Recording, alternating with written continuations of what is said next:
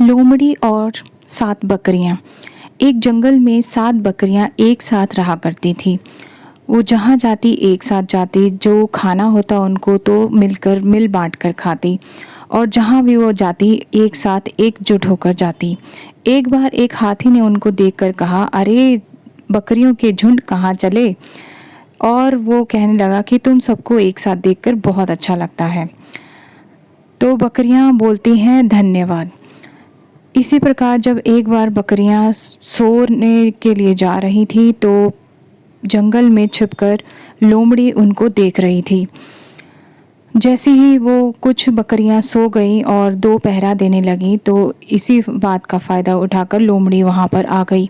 वो छुप छुप कर उनको देखने लगी कि कौन बकरी कहाँ पर अकेली है या एक साथ है। ये सब देखकर उसके मन में लालच जागा। उसने सोचा क्यों ना मैं इन बकरियों पर हमला करके इनको खा जाऊं। जैसे ही वो लोमड़ी उन बकरियों के बीच आने लगी तो बकरियां एकजुट होकर कहने लगी, चलो हम इस लोमड़ी को मारते हैं, नहीं तो ये हमें मार देगी। जैसे ही वो एक साथ लोमड़ी को घेर लिया उन बकरियों ने, वैसे ही लोमड़ी डर गई और वहाँ से डर के भाग गई। उसके बाद जैसे ही लोमड़ी को ये पता चला ये बकरियां एक साथ रहती हैं तो उसका ये सोचना बहुत मुश्किल हो गया था कि अब वो कैसे उनको खाए।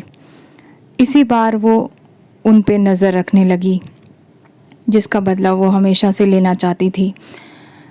जैसे ही एक दिन जंगल में उसने छिप कर देखा 3 बकरियों में लड़ाई झगड़ा हो रहा था एक डाल को लेकर।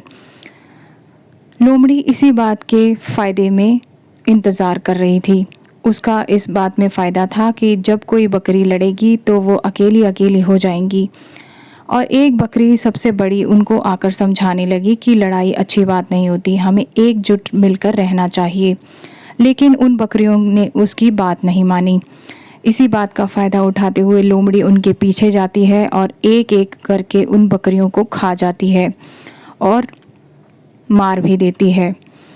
जिसके बाद उन बकरियों को ये एहसास होता है कि लोमड़ी बहुत चालाक है और उनको मारने में उसने इसी बात का फ़ायदा उठाया, क्योंकि जब वो बकरियां अकेली थी तो उन्होंने एक एक करके उन बकरियों को मार दिया था।